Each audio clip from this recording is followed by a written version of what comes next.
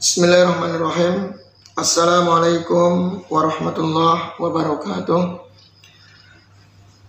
Alhamdulillahirabbil alamin.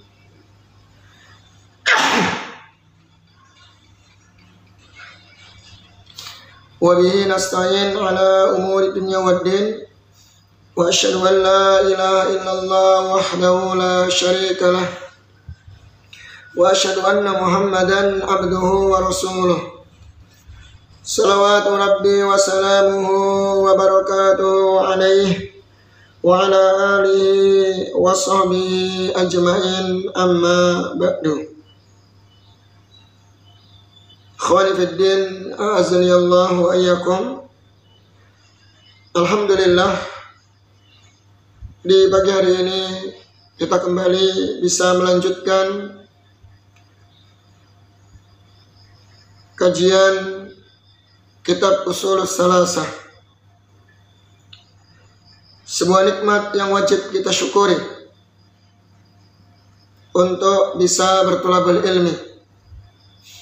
Dan sampai saat ini Allah Subhanahu wa ta'ala menjaga kita semuanya dari berbagai macam keburukan, di mana kita hidup di negeri ini, kita merasakan banyak ketenangan. Tidak ada konflik politik, perang antar suku atau antar negara. Tidak sebagaimana yang dirasakan oleh saudara kita yang ada di Palestina. Semoga Allah Subhanahu wa ta'ala melindungi dan menjaga dan menyelamatkan seluruh kaum muslimin yang ada di dunia ini. Amin Allahumma amin. Baik ikhwah, sekarang kita lanjutkan kajian kita. Kemarin kita masuk dalam pembahasan iman kepada malaikat, Iman kepada malaikat sudah, iman kepada Allah sudah, iman kepada malaikat, iman kepada kitab-kitab Allah juga sudah. Nah, sekarang kita masuk iman kepada ar-rusul. Al-imanu bir-rasul. Sebagaimana hadis Jibril ketika Rasul sallallahu alaihi wasallam ditanya oleh malaikat Jibril yang menyamar sebagai sosok seorang laki-laki yang berpakaian putih dan berambut sangat hitam dan rapi. Ya Muhammad, akhbirni anil iman. Wahai Muhammad, kabarkan kepadaku apa itu iman. Maka Rasulullah sallallahu alaihi wasallam menjawab, al-imanu an tu'mina billah. Iman adalah engkau beriman kepada Allah, wa malaikatihi, dan malaikat-malaikatnya, wa kutubihi, dan kitab-kitabnya, wa rusulihi, dan iman kepada rasulnya. Nah, sekarang kita akan bahas iman kepada rasul Allah, utusan-utusan Allah Subhanahu wa ta'ala. Langsung saja kita baca dari syarah Dr. Haitham. Qal yajibu an nu'mina bi annahum basharun laisa lahum min khasa'isir rububiyyati syai'un. Wajib kita mengimani bahwa mereka adalah manusia. Mereka adalah hamba Allah, manusia. Laisa lahum min khasa'isir rububiyyah, yang mereka tidak memiliki kekhususan rububiyah syai'un, sedikit pun. Jadi basyarun, mereka juga manusia, para rasul, utusan-utusan Allah. Artinya juga punya sifat-sifat manusia, seperti makan, mereka juga minum, mereka juga menikah, mereka juga buang hajat. Sama halnya manusia, mereka juga capek, mereka juga sakit. Sifat-sifat manusiawi ada pada mereka. Jadi mereka makhluk dan mereka seorang hamba Allah dan manusia, maka tidak boleh disembah. Tidak boleh disembah. dan mereka nggak punya sifat rububiyah, tidak ada ikut andil dalam mengatur alam semesta, dalam menciptakan, ya, dalam penciptaan, mengatur, merajai, ya, yang sebagaimana sebagian orang yang menganggap mereka punya sifat rububiyah.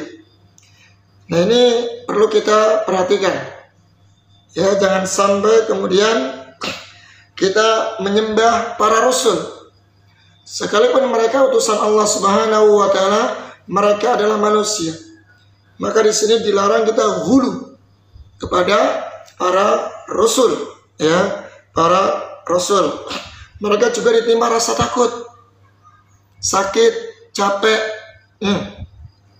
sama seperti halnya kita manusia. Namun bedanya mereka adalah utusan Allah Subhanahu wa taala, orang-orang yang menjadi pilihan Allah, ya, untuk menyampaikan wahyu Allah Azza wa Jalla.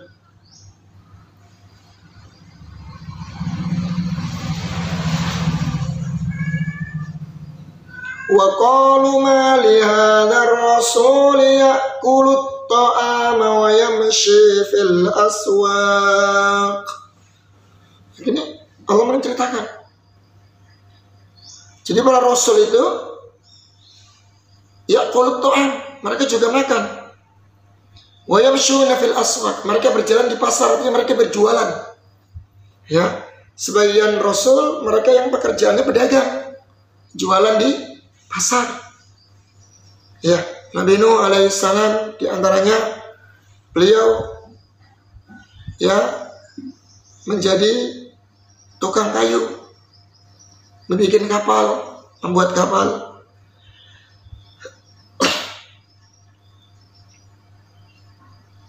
Baik.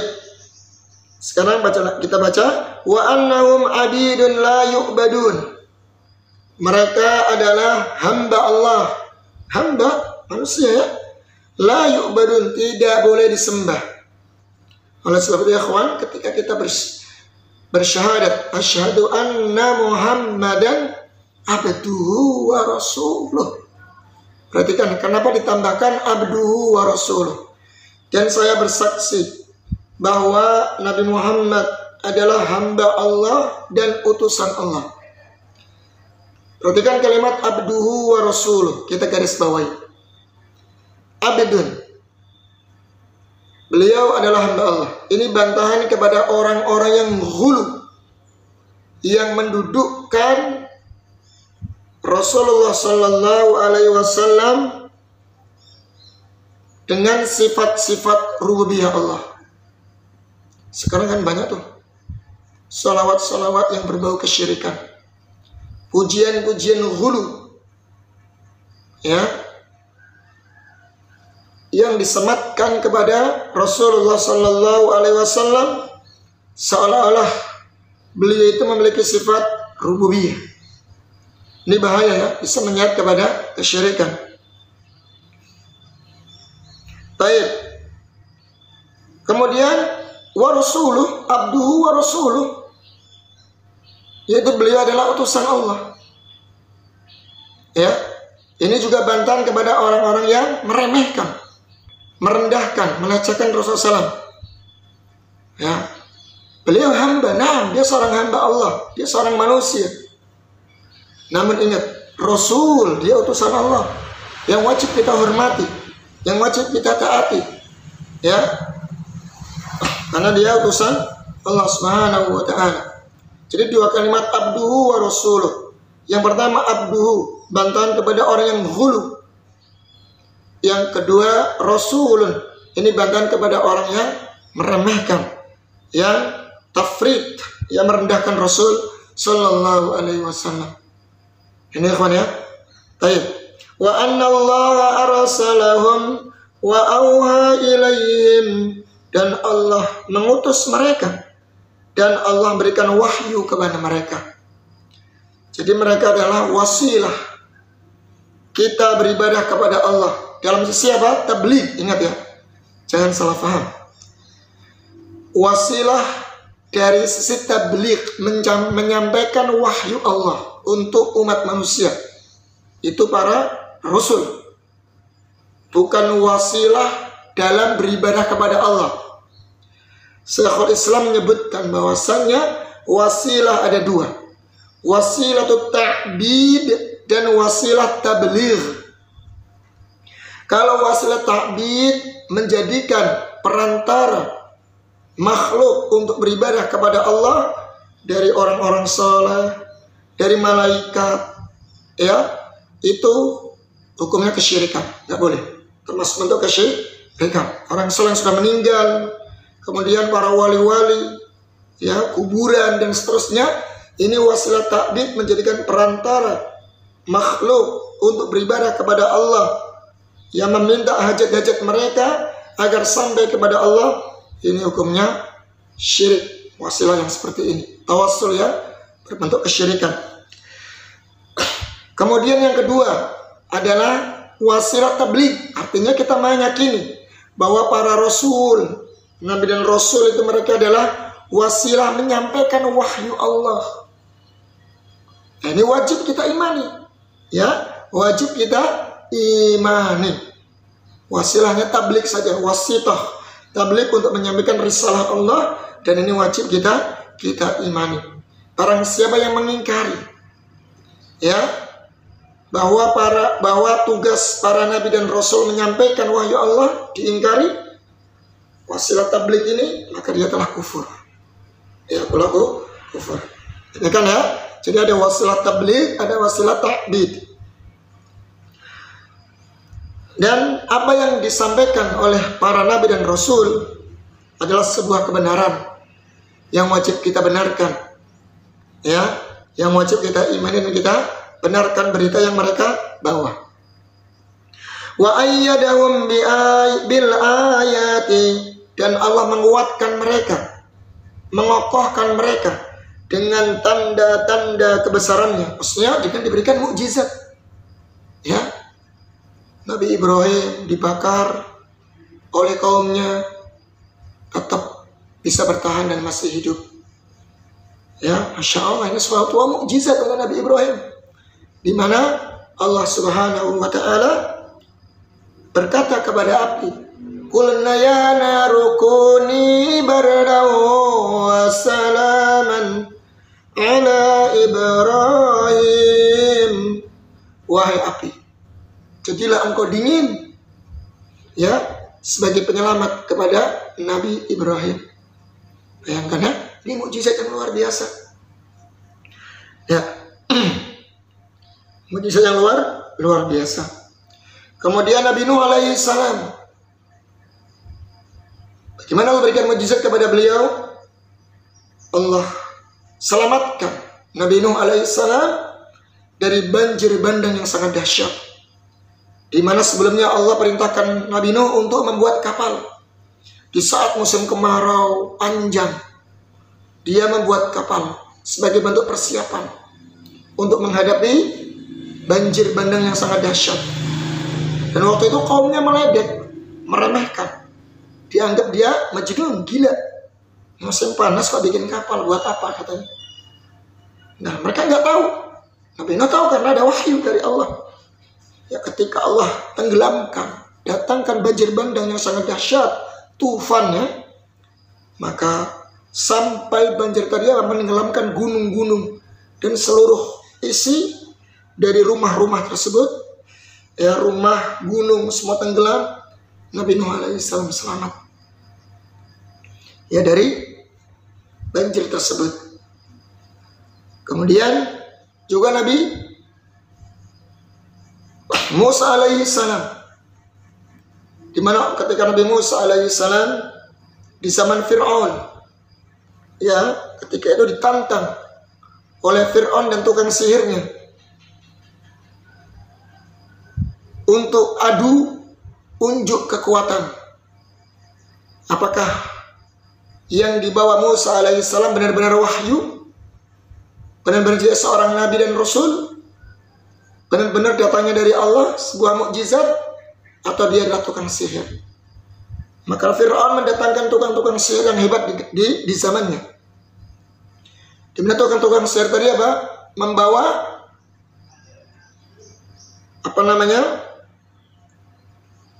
semacam tongkat ya, yang dia bisa berubah menjadi ular. Tali maupun tongkat yang berubah menjadi ular. Kemudian Allah Subhanahu wa Ta'ala dengan kebesarannya memerintahkan Nabi Musa alaihissalam untuk melemparkan tongkatnya dan menjadi ular yang besar, sangat dahsyat ya, yang memakan, yang mematok seluruh ular-ular dari tukang-tukang sihir tersebut, sehingga mereka terkejut dan sadar bahwa Musa alaihissalam ya benar-benar seorang rasul, utusan Allah, dan ini bukan sihir, yaitu mukjizat.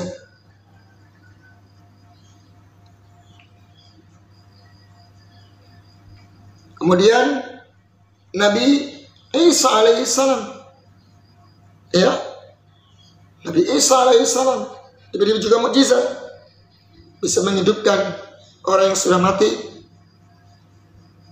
menyembuhkan penyakit dan yang sejenisnya. Nah, apalagi Nabi Muhammad SAW banyak sekali mujizat yang Allah berikan kepada Nabi kita alaihi salatu wassalam, yang mungkin kita sudah tahu semuanya ya. Di antaranya Al-Quran ya, bisa memperbanyak makanan dan yang lain sebagainya. Baik, jadi Allah kuatkan mereka, membuktikan bahwa mereka adalah para utusan Allah dengan mukjizat-mukjizat ya, yang Allah berikan kepadanya, membuktikan kepada kaumnya bahwa ini benar-benar adalah utusan Allah.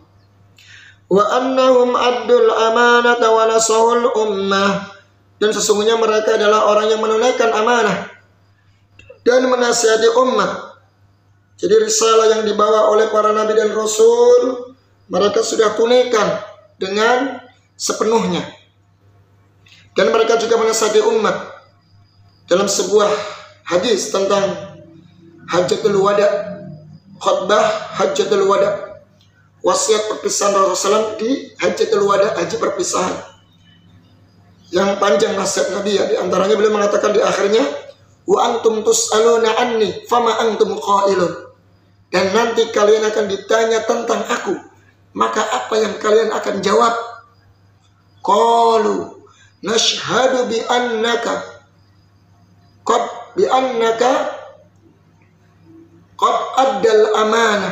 addaital amanah wa nasahtal ummah wa balaghatar risalah, atau kama qala ya. Maka para sahabat menjawab, waktu itu Rasulullah berkhutbah di hadapan ratusan ribu para sahabat pada Hajjatul Wada.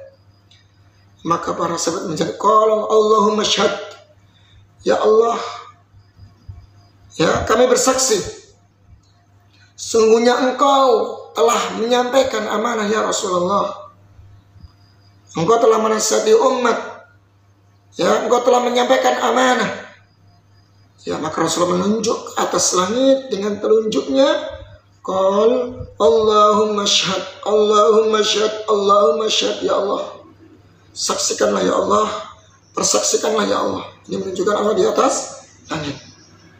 Ini ikhwan ya, jadi para nabi dan rasul itu mereka sudah menyampaikan amanah, menasihati umat, dan menyampaikan risalah yang mereka bawa. Jadi tidak ada yang namanya ditutup-tutupi, tidak ada yang namanya disembunyikan, mereka khianat, tidak. Semua sudah sempurna ya apa yang mereka sampaikan. Al-yawma akmaltu lakum dinakum wa atmamtu alaikum ni'mati wa raditu lakumul Islam madinah. Pada hari ini telah kami sempurnakan agamaku atas kalian ya, dan saya sempurnakan nikmatku atas kalian, dan saya ridha bahwa Islam adalah agama kalian. Tayyib, wajahadu fillahi haqqa jihadih, dan mereka berjihad di jalan Allah sebenar-benar jihad. Mereka rela mempertaruhkan harta dan nyawanya demi membela agama Allah Azza wa Jalla. Mereka tidak peduli ya dengan yang namanya urusan duniawi atau apa namanya jiwa mereka yang mereka berkorban untuk agama Allah Azza wa Jalla. Karena mereka sudah diberi amanah untuk memperjuangkan agama ini. Nu'minu bihim, kita wajib mengimani mereka. Wa bima a'lamanallahu min asma'ihim, dan wajib juga kita mengimani dengan apa yang Allah beritahukan kepada kita dari nama-nama mereka. Ya, nama-nama para rasul, wa sifatihim, dan sifat-sifat mereka yang kita tahu dari nama-namanya maka kita imani secara terperinci. Yang tidak tahu dari namanya kita imani secara global. Jumlah rasul banyak ya. Dalam sebuah hadis dikatakan 315-an lebih. Ya, 315-an lebih. Kemudian dan sifat mereka ya, wa akhbarihim, dan berita-berita yang mereka bawa. Kita wajib mengimani. Ijmalan wa tafsila, secara global maupun terperinci. Wa anna awwalal anbiya'i Adam alaihi salam. Wa anna awwalal anbiya'i Adam alaihi salam, dan nabi yang paling pertama. Nabi yang paling pertama siapa? Nabi Adam alaihi salam. Ya. Jadi nabi yang paling pertama makhluk yang Allah ciptakan. Jadi seorang manusia yang pertama Allah ciptakan siapa? Nabi Adam. Wa awwalur rasuli Nuh alaihi salam, dan rasul yang pertama siapa? Nuh alaihi salam. Bedakan ikhwan antara nabi dan rasul. Kalau nabi belum tentu rasul. Tapi kalau rasul sudah pasti nabi. Ini yang pertama. Yang kedua, ya, kalau nabi ini hanya melanjutkan, ya, seorang laki-laki yang diberi wahyu oleh Allah Subhanahu wa taala, ya, melanjutkan syariat dari kaum sebelumnya atau nabi sebelumnya untuk menyampaikan wahyu dari nabi sebelumnya. Jadi meneruskan, begitu ya. Kalau rasul, ya, seorang laki-laki yang Allah beri wahyu kepadanya, ya, yang memperbarui syariat dari nabi sebelumnya, diperbarui, ya, artinya ada perubahan dari sisi syariatnya, penambahan maupun pengurangan. Dan ada lagi sisi perbedaannya yang ketiga adalah kalau rasul itu diutus oleh Allah Subhanahu wa taala untuk kaum yang menyelisihinya, yang memusuhinya.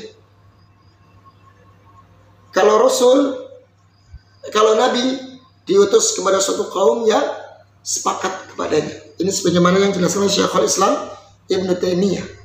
Ya, kalau rasul itu diutus kepada suatu kaum yang menyelisihinya. Dari orang tuanya lah, dari kaumnya, entah itu orang tuanya atau kerabatnya, akan dimusuhi, diselisih.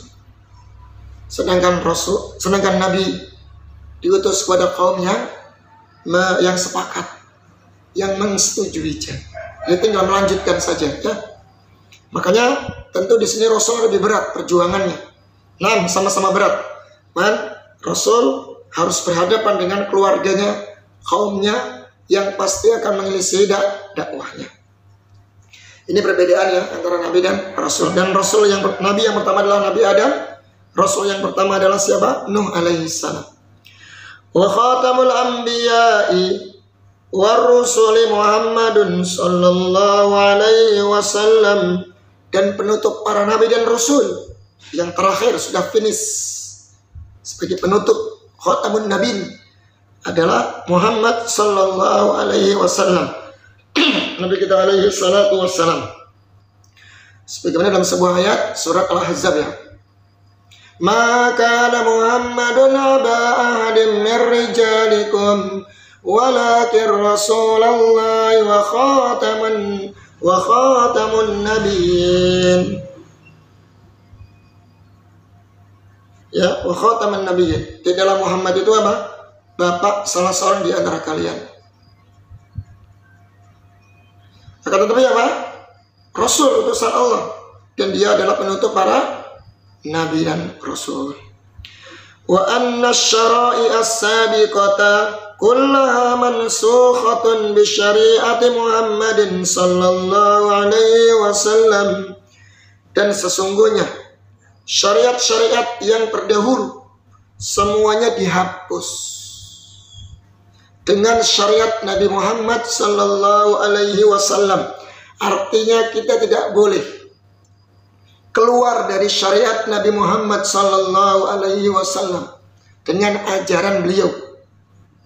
Kita nggak boleh mengambil syariat nabi-nabi sebelumnya, ya, kecuali yang telah diikrarkan, ditetapkan dalam syariat yang dibawa oleh Rasulullah SAW, baru kita tetapkan. Tapi yang sudah dihapus syariat sebelumnya, mulai dari zaman Nabi Isa, Nabi Musa dan seterusnya, itu semuanya dihapus dengan datangnya syariat yang dibawa oleh Rasulullah SAW. Dari sini kita tahu, kalau ada orang yang mengatakan, saya bertemu dengan Nabi Khidir, saya dapat wahyu, dapat wangsit dari Nabi Khidir, maka seandainya itu terjadi, tidak boleh kita mengimani, ya, apa yang dibawa dari syariat Nabi Khidir. Karena datangnya Rasulullah SAW sebagai penutup para nabi dan rasul, maka kita cukup dengan syariatnya beliau. Syariat dari nabi-nabi yang lain sudah dihapus. Gak boleh keluar dari syariat Nabi Muhammad. Makanya gak usah percaya. Dan jangan dibenarkan. Kalau ada yang mengatakan dia bertemu dengan Nabi Khidir, nabi siapa saja lah, terserah. Kemudian dapat wahyu, ya, dari dia, ketemu dan dikasih wahyu demikian, maka seandainya itu syariatnya dan menyelisihi syariat Nabi Muhammad sallallahu alaihi wasallam, maka tertolak, jangan dibenarkan. Apa fungsinya Nabi kalau begitu? Apa fungsi Rasulullah SAW sebagai penutup para nabi dan rasul kalau kita masih mengambil syariat dari nabi sebelumnya? Kecuali tadi saya katakan yang diikrarkan, yang ditetapkan, yang dijalankan pada syariat Nabi Muhammad, maka tetap kita jalankan. Seperti khitan, kan di zaman Nabi Ibrahim khitan, dan diikrarkan, ditetapkan di syariat Nabi Muhammad dan berlaku sampai sekarang, maka kita jalankan.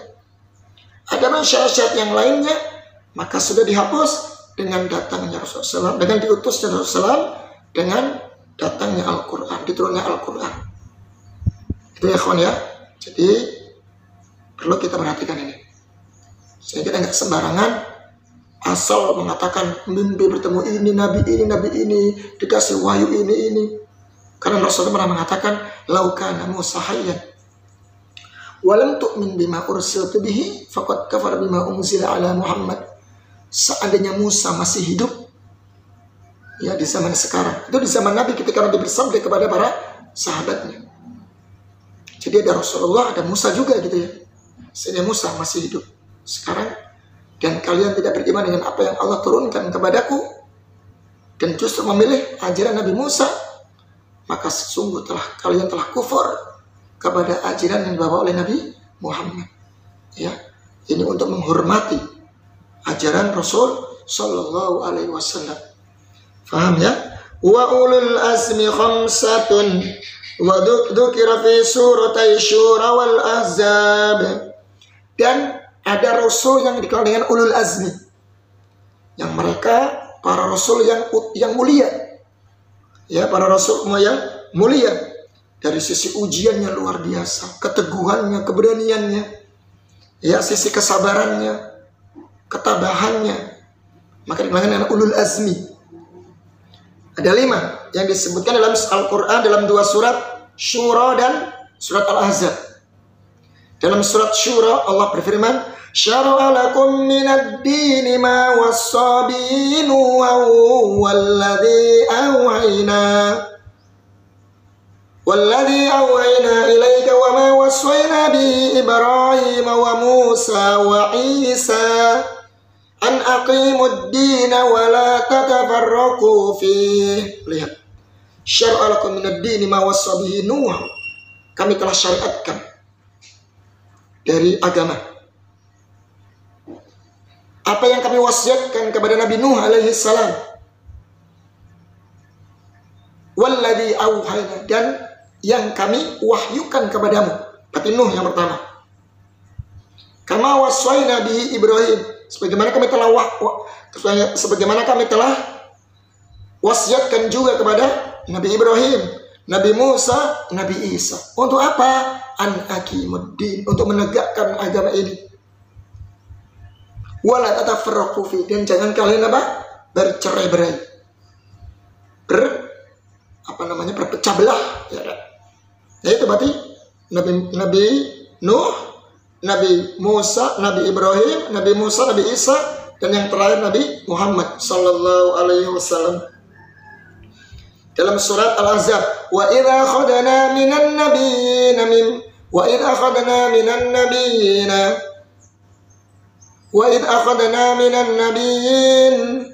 dan kami telah mengambil sebuah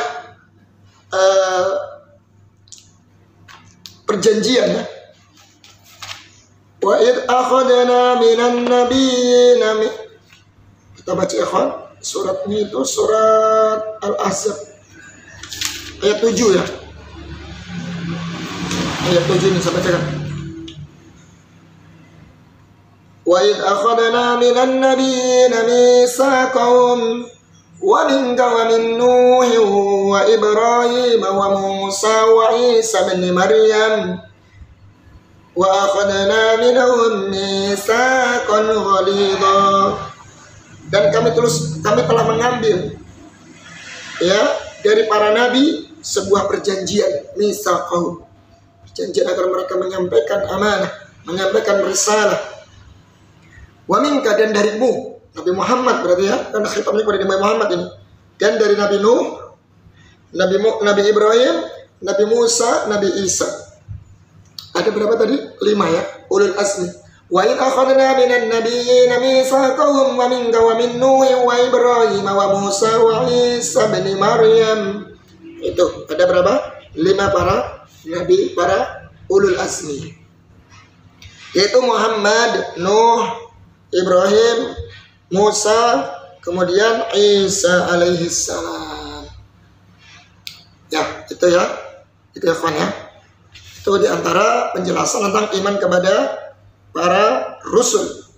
Kemudian saya bacakan iman kepada para rasul, nabi dan rasul, itu apa konsekuensi iman kepada nabi dan rasul.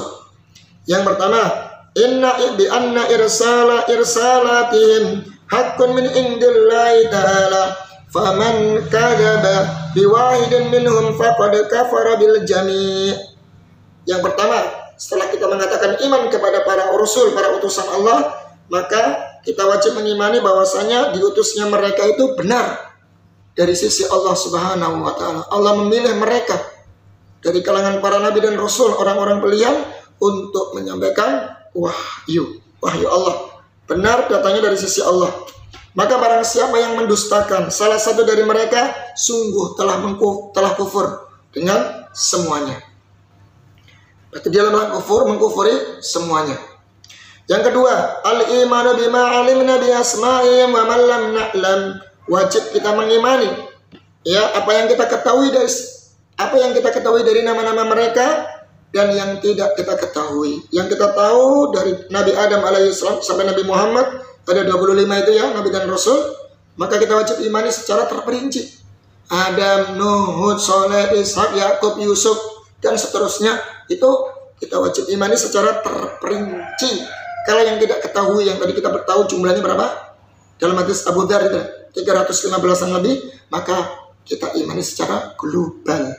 Yang ketiga, at-tasdiqu bima sahha min akhbarihim, wajib membenarkan.